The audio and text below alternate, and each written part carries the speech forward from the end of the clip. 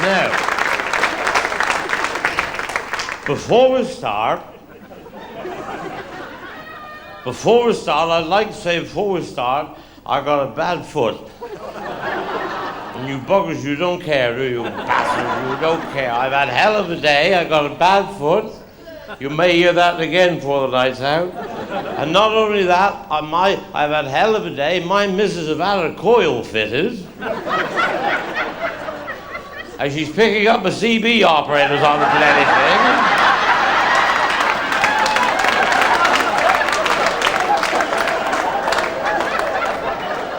And when I left Cornwall, I was getting verbal both ends, I was.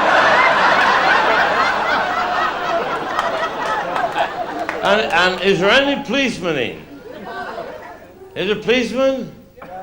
Well, piss off home.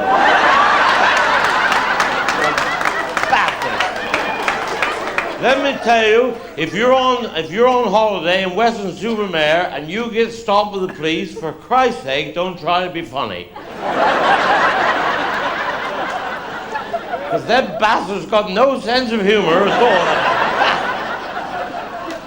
They stopped me going home last night and they pulled in front of me. Out got the first bugger got out. He'd about 14, the first bugger was. Then the second one got out. See, they always come in twos, because one is good at reading and one's good at writing.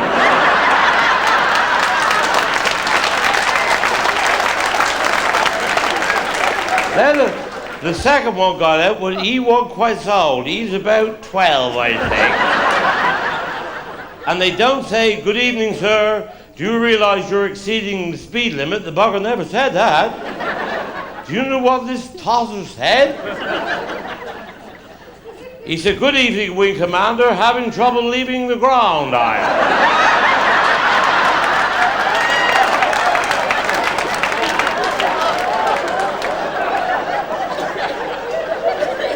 What a prick.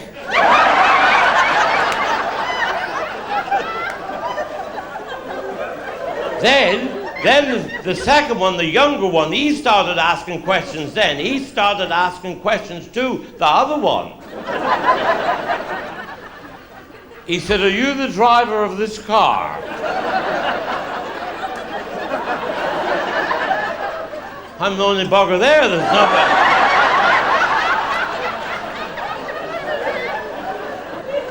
Well, I said, it's an automatic, but I gotta try to be here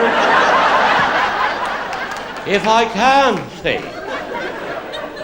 Well, he said, "I followed you here." He said, "You was doing 100 miles an hour." I said, "You tosser, I haven't been out an hour."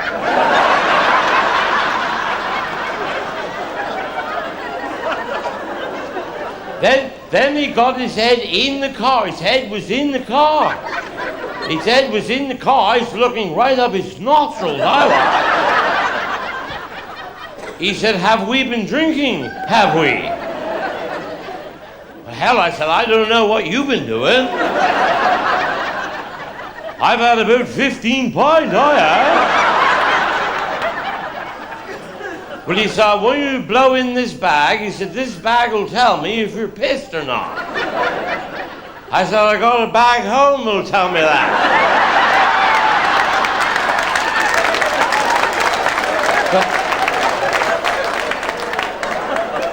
Honest, boys, I have got a bag home. I appreciate anybody can be ugly, but my missus abused her privilege. She's bloody horrible. She's worse than you up there. She's bloody horrible. I got her with me tonight. Save kissing her goodbye, see, doesn't it? But when we got married, the vicar said, "Will you take this woman to be your lawful wedded wife, to have and to hold, from this day forth?" I said, "I will." Then the vicar took a look at her. He said, "I'm going to ask you again."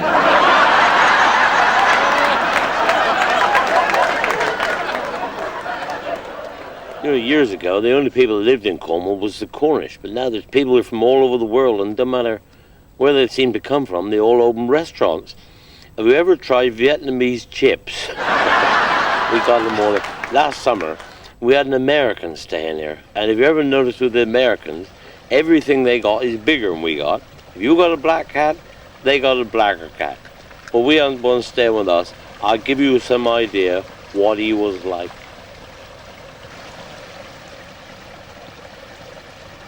Excuse me. Do you know where that road goes to, please? Well, that one, Uh-huh. I don't know where that one goes. But do you know where that road goes to? Well, that one, no, I don't know where that one go. I don't know where you go. But do you know where that road goes to?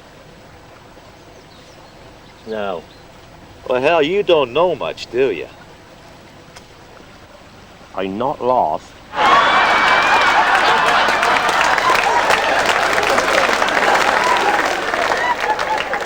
But is there anybody in tonight from Bridgewater?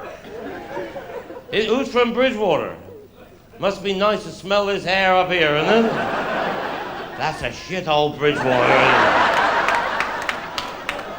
I was there dinner time today, and the man come down. I never seen nothing so bloody stupid. Never seen nothing so bloody stupid.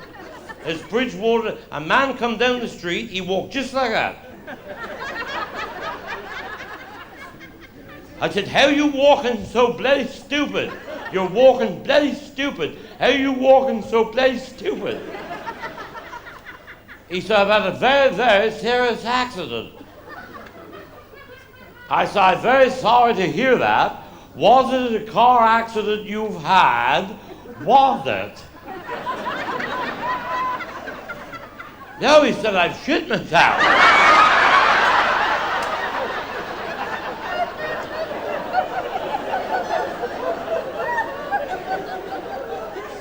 Well, I said, if you've shit yourself, you want to walk like this. That's the way to walk if you shit yourself. He said, I will when I finish.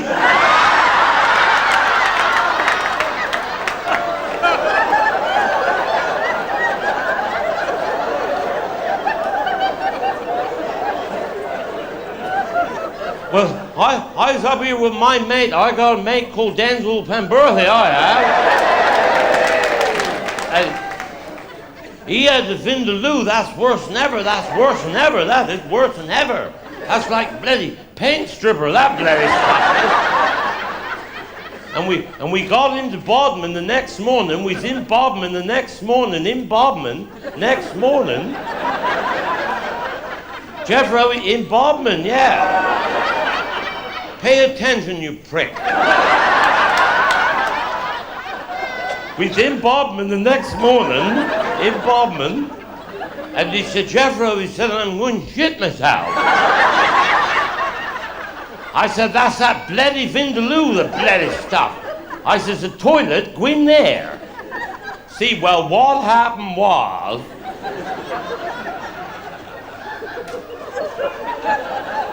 see, he dropped his trousers, and he reversed right here. See, and he'd already started,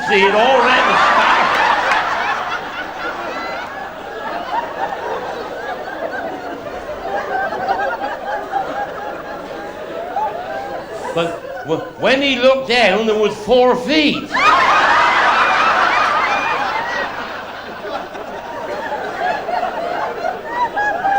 And he'd already started,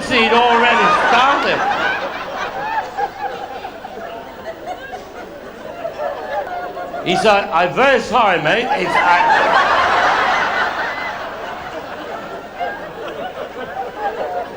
He said, I'm very sorry. He said, I didn't realize you was there.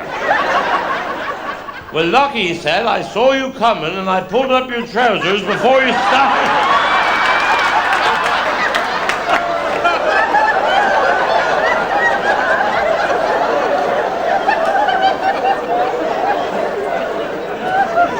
But 3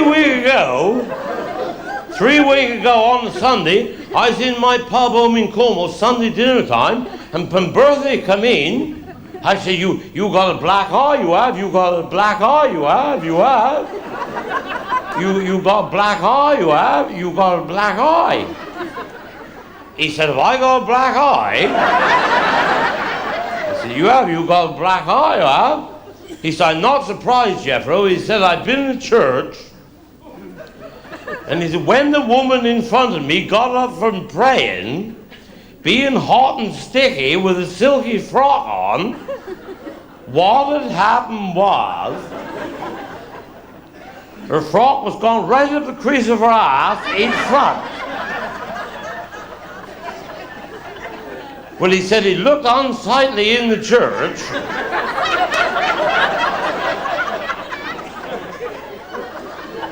And he said he was gone right in. He's gone in deep.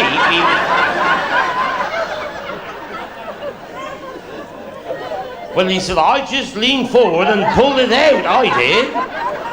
And he said, she smacked me right in the bloody eye. I said, serve you right. I said, leave her ass alone. It's nothing to do with you. Leave her ass alone. It's nothing to do with you. She's taken in a bit of washing. It's her business, not yours. You no business interfering with the woman's ass. He come in this week. He another black eye. I said, you got another black eye. He said, that bloody woman. He said, she got up from praying, and he said the frock was gone right up the crease of her ass again. Well, he said, I learned last week not to touch it. But he said, the man beside me, he said, I never touch it. He said, he pull it out. He said, I never touch it. He said, he pull it out. Well, he said, I know she don't like it out. He said, so I push it back in.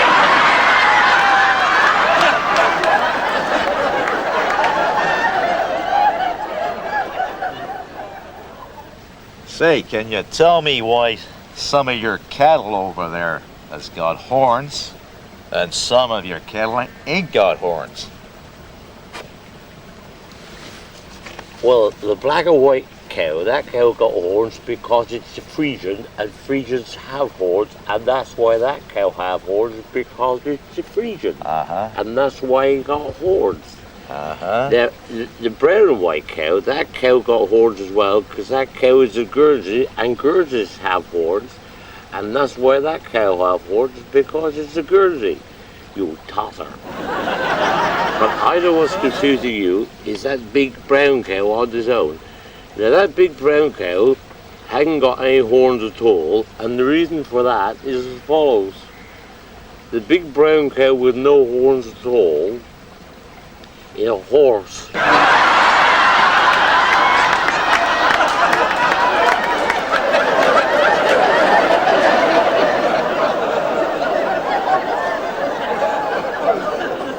But I come from right down in West Cornwall, a little place called St. Joss. I was one of 4 boys, I was one of 4 boys, I was the youngest one, I was. I still am. We never had any new clothes when I was a boy. Father used to buy all our clothes second hand. We never had any new clothes. We used to have them all second hand. We used to have them all second hand. He used to buy a lot of our clothes from the Army Navy surplus stores. That's where you used to get our clothes. From the Army Navy surplus stores. That's where you used to get our clothes. From Army Navy surplus stores. And you can imagine the embarrassment when I was 14, going to school dressed as a Japanese admiral.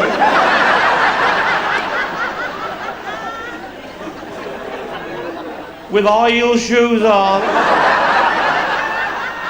But it's a very sad day for me, because the fact it is today, the anniversary of the day of the death of my uncle, who lost his life tragically in the Battle of the Little Bighorn. And he won actually in the battle. He won in the battle, camping in the next field. And he went over to complain about the noise of some bastard shot.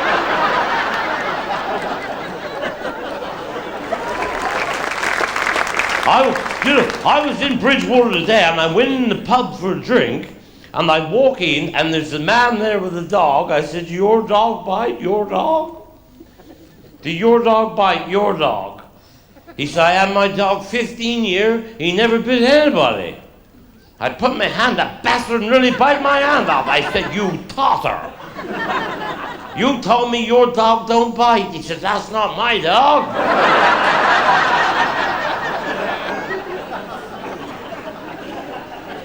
But this dog had been inside the door and fouled the carpet. Well, it's shit, that's what it done. And it must have took him hours to do it, because he had it curled up to a point, exactly like a walnut whip. You never seen nothing like. If only I had a hazelnut. Well, I never seen the bloody thing, I didn't. And and the pub is full of people. I walk in just like you wouldn't slipped on that bloody thing. Well, everybody's looking at me, so I just walk straight on, just like nothing happened at all. Walking as normal as you possibly could, like.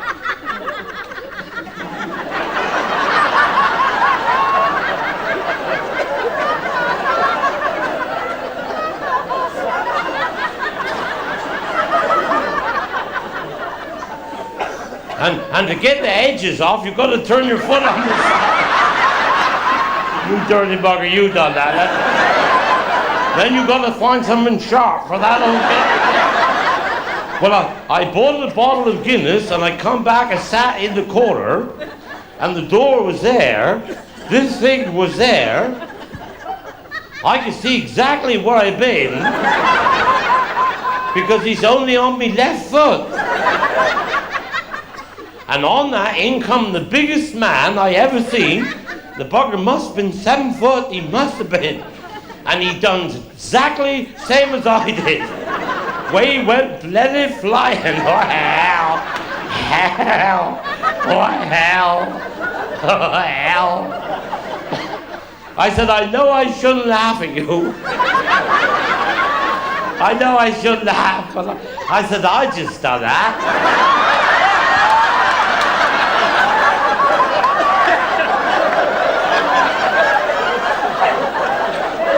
The bastard, he rubbed my nose in it.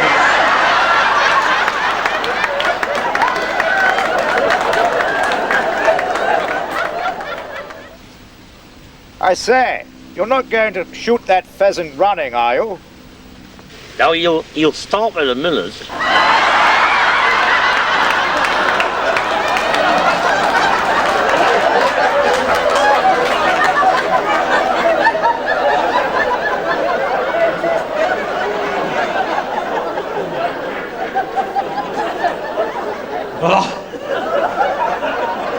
You don't care about my foot, you bastard. Don't care, you bastard. Do you know, I was waiting for a bus in Western Supermarket. I was waiting for a bus, I was. And there's thousands waiting for the bus. And I was busting for piddle. I was busting for piddle, I was. I thought if I go for a piddle and get the back of that queue, I'll never catch the bloody bus. Well, I was lucky. There's a wood fence behind the bus stop with a knothole exactly the right height to piddle through. I thought if I was going to get him through that knothole and piddle, all these people would think I'm looking in the woman's garden, see. And I got him through, and some bugger caught hold of him on the other side. Right. And they put a Jubilee clip on it.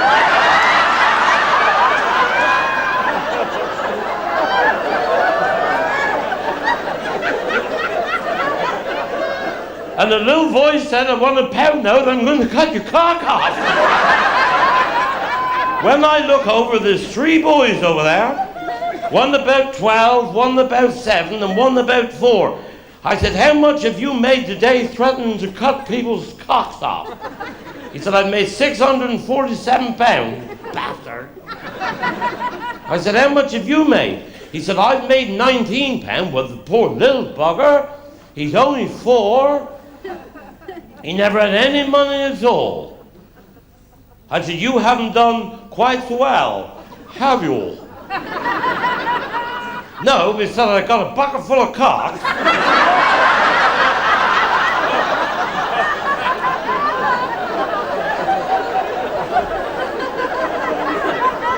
And then the bus stopped. I don't know why the bus stopped. I don't know why the bus stopped, because nobody got off, and the bus was full and nobody got off. I don't know why the bus stopped. Well, I went upstairs, there was one empty seat, just one, and I sit down, and a woman come to sit beside me. Christ. Her ass was that wide.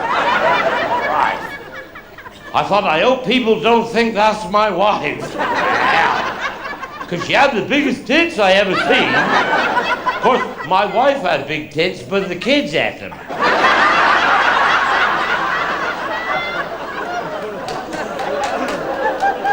But Denzel's missus, she wants silicone tits, she do. Denzel said, don't waste your money on silicone tits, just take a bit of paper and keep rubbing up between them and rub up between them and just keep it rubbing up. She said, well, that make them bigger. She said, I've done a very good job to your ass.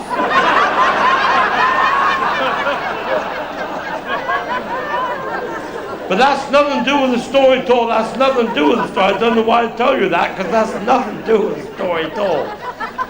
Then this stupid woman, she started talking to me, Christ, and she stink of Swarthega as well. Christ. Then she started talking. She said, are you local? Shit. I said, I am when I'm home. She said, do you think anybody'd notice if I was going to break wind?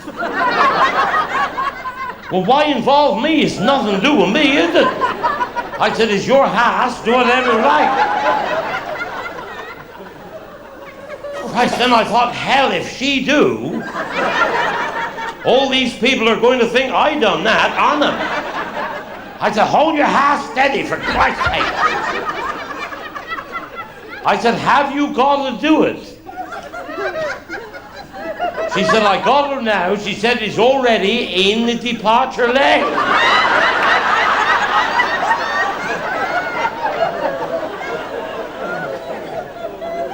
Well, look, I said, we'll work together. Because I'm going to have the fault for this. Because they aren't going to think the lady done it. I'll cough. And you leave her go when I'm coughing. You leave her go when I'm coughing. She said, how long can you cough for? Right, so I said, how big is it for Christ's sake? And she was definitely going to do it because her eyes was watering. She was going to do it. I said, look, hold your ass for a second. And when we get to the bottom of the next hill, the driver will change gear. If you can leave her go as he changed gear, nobody will ever hear it. And if you don't smell too bad, I said, if this don't work, I mean, shit, there's even people standing up. I said, when he put his clutch in, I should say, Haba, and you leave her go. But well, I got them as low as I could. It's nothing to do with me. I don't even know the stupid cow. And she's standing up, and half her ass is hanging over the seat. So it's going to echo up that aisle like a bloody thunderbolt. And she's going, and she's nearly laughing, the bastard. I said, hold your hat steady. I should say, Haba, and you leave her go. Anytime, hold your hat steady. Are you ready? Haba. My Christ, hell. I can honestly say, I never heard a quieter gear change ever in my life. Even the driver looked proud of what he's done. And everybody stopped talking. There's nobody talking. You couldn't talk, you couldn't draw breath. You'd think she ate a ferret. And somebody said, that fat bugger with a beard, he does it. And I never done, and bloody stinking. I never smelled nothing so rotten, never ever.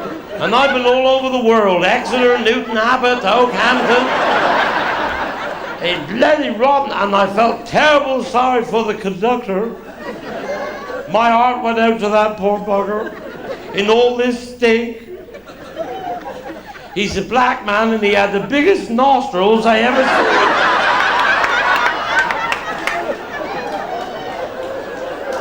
That poor bugger, he's sucking in twice as much as everybody else. But I thought I'll just say something to the conductor to break the silence.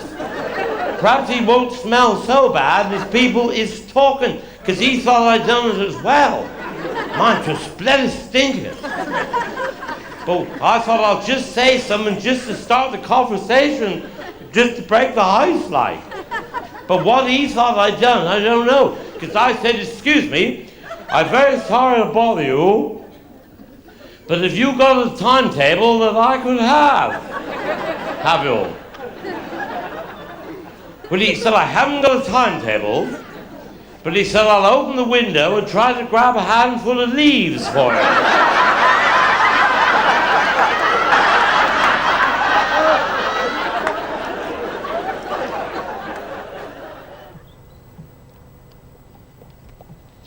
Isn't that a beautiful building, isn't it? That one, a beautiful building. Isn't that one a beautiful building, isn't it?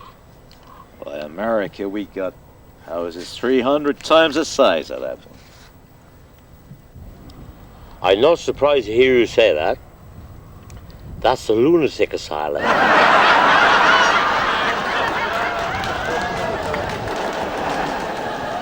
Is there anybody in from Ireland? Here's a little Irish song I can tell by the words. Andy, let her go.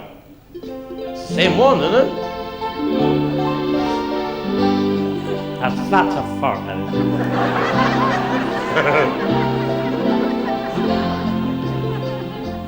it? If you ever go across the seas to Ireland, then maybe at the closing of your day, you can sit and watch the moon rise over Clauday, or watch the sun go down on Galway Bay, just to hear again the ripple of the trout stream, the women in their meadow making hay, or to sit beside the turf fire in the cabin and watch the barefoot gossoons at their play.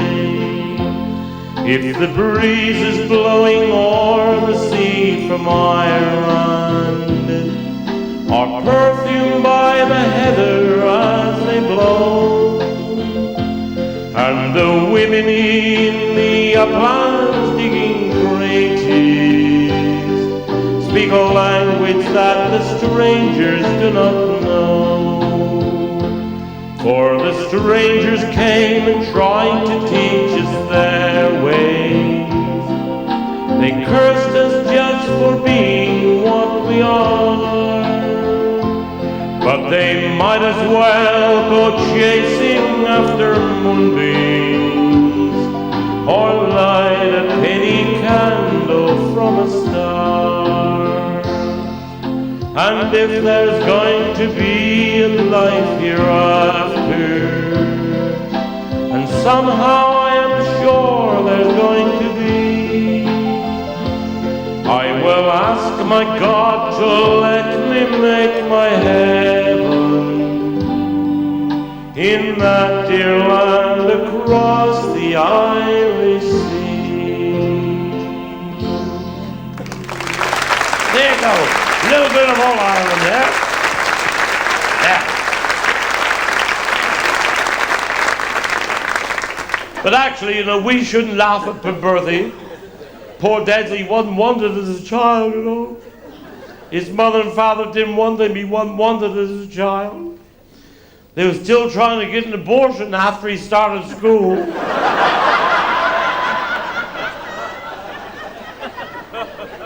They said his mother was that long in labor, they had to shave her twice.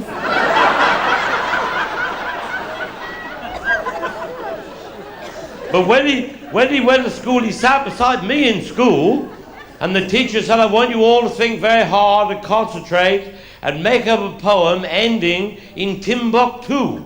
Right. Hell. That's me and Pemberthy out for certain sure.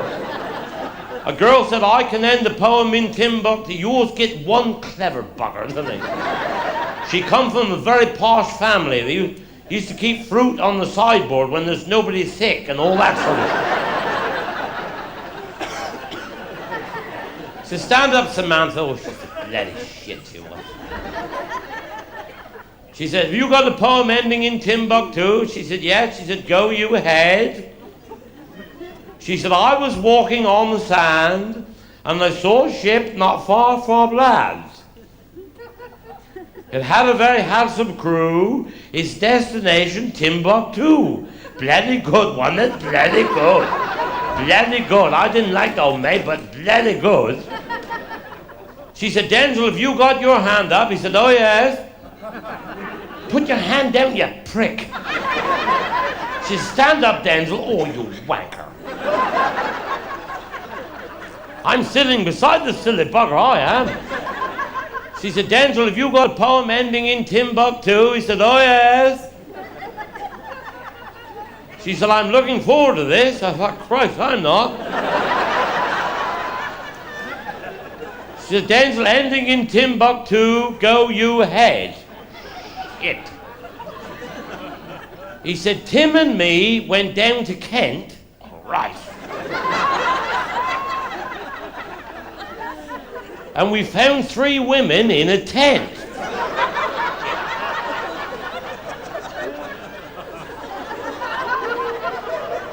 Well, he said, we couldn't think of much to do, so I bucked one and Tim bucked 2.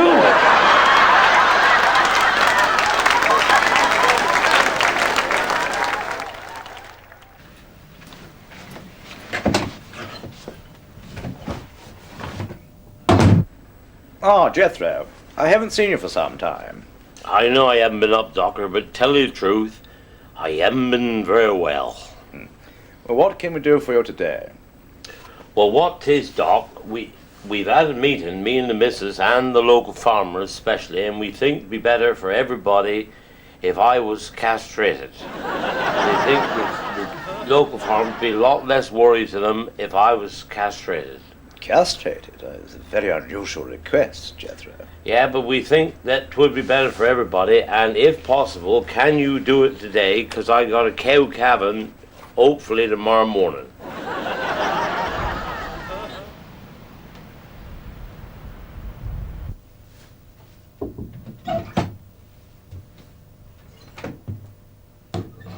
Do you know, nurse, for the first time in my profession, I've actually castrated a local farmer.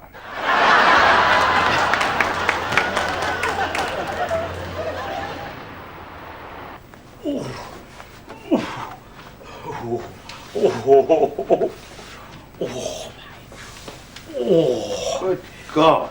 What's the matter with you? You look like a bloke who's just been circumcised. Circumcised? Circumcised? That's the word I was trying to think of.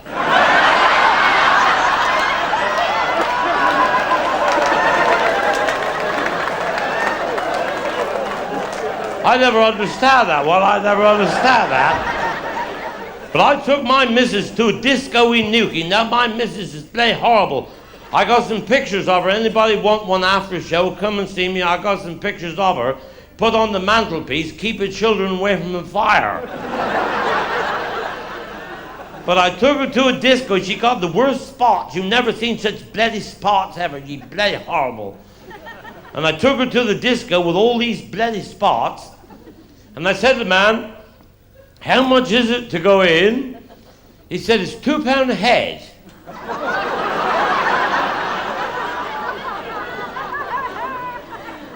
Cost me £4,000 to get her in there.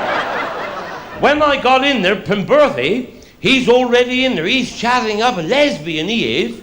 There's 300 women, and he's chatting up a lesbian. She said, Denzel, go and talk to one of the other girls, because I'm a lesbian. He said, which part of Lesbiana are you from? No, she said, I'm a lesbian. She said, you see that girl with the miniskirt? I'd like to pull her knickers off and kiss her bum.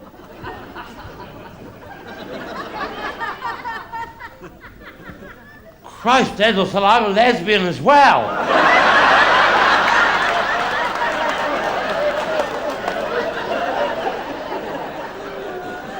But I got dancing with a big coloured girl, I did. I was doing bloody good dancing with this coloured girl. I was doing bloody good.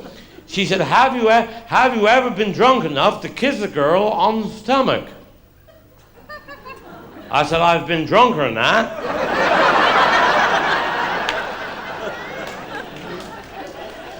And I got her in the car to take her home. She's the blackest girl ever I had any dealings with. I'd never seen such a colour, but she's the blackest she was. I got her in the car to take her home, and she farted and filled the place with soot.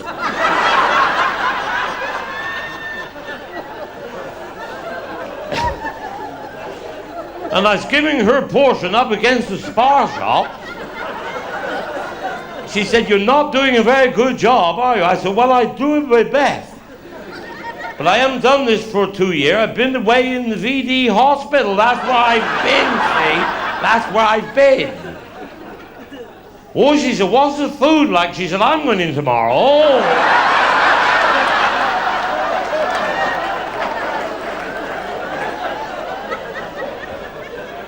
But probably I was said the worst thing with Pemberthy ever is when we went to Birmingham to see a Michael Jackson concert in 1988, we left Cornwall in the Land Rover, and we got as far as Exeter, and the bloody Land Rover broke down, and we called the AA man. What a lovely man, the AA man. Got underneath the bonnet with a screwdriver. Well, Denzel was driving. He said, I think I found the trouble. He says, see if he will start. First time. Brrr. Denzel said, that's fantastic. He said, what was the matter with it?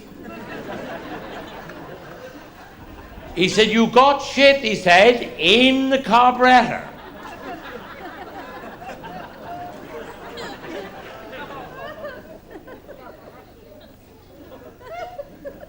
He said, how often have I got to do that?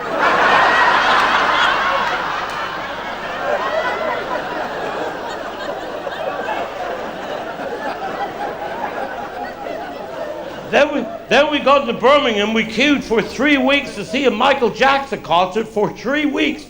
When we got in, we was in the wrong bloody queue. We're in a spiritualist meeting. Every tosser in the world is there. They're all tossers. Me and Pemberthy are the only sensible two that's in there. And the man got on stage. He said, is there anyone here tonight that's seen a ghost? Every bugger put their hell. Denzel, I said, they've all seen a bloody ghost. Denzel, pay attention, you prick. They've seen a bloody ghost.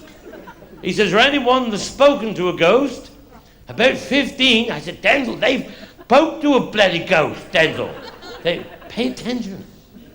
He says, is there anyone here that's made love to a ghost? Not one. In 6,000, there wasn't one that I could see anywhere. Except Denzel. Put your hand down, you asshole. Put your hand down. And this man called Denzel up on the stage. Oh, hell. He still had his bike clips on.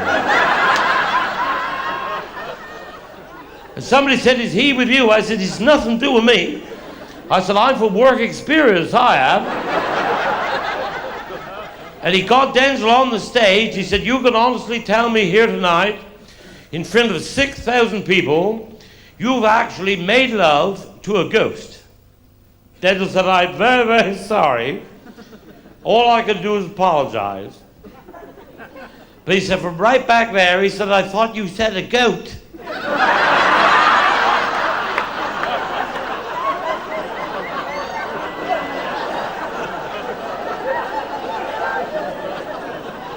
Then I took him to a circus, and the man got in the ring with the most vicious hair-ass lion I ever seen. The bugger, I wouldn't have gone in with the bugger, I wouldn't.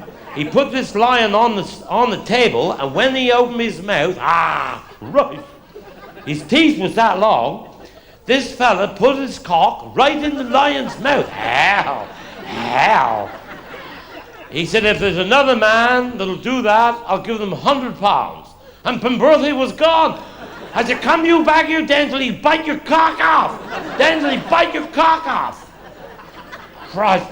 And they got Denzel in the ring, with the man and the lion in the ring. He said, you're the first volunteer we've ever had to do this. And he said, I'm going to show you again what I done. And he done it again. And he said to Denzel, for £100, you will do that. Denzel said, I'll do it for £100. But he said, I can't open my mouth, so why's the lion?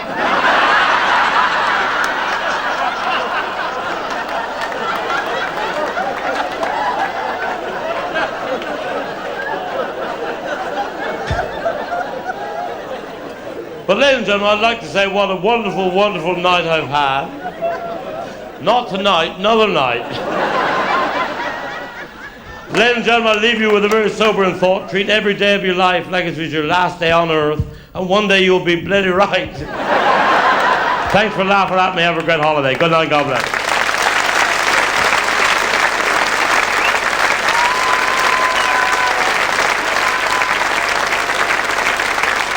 Ladies and gents, from the deepest depths of Cornwall, Jethro!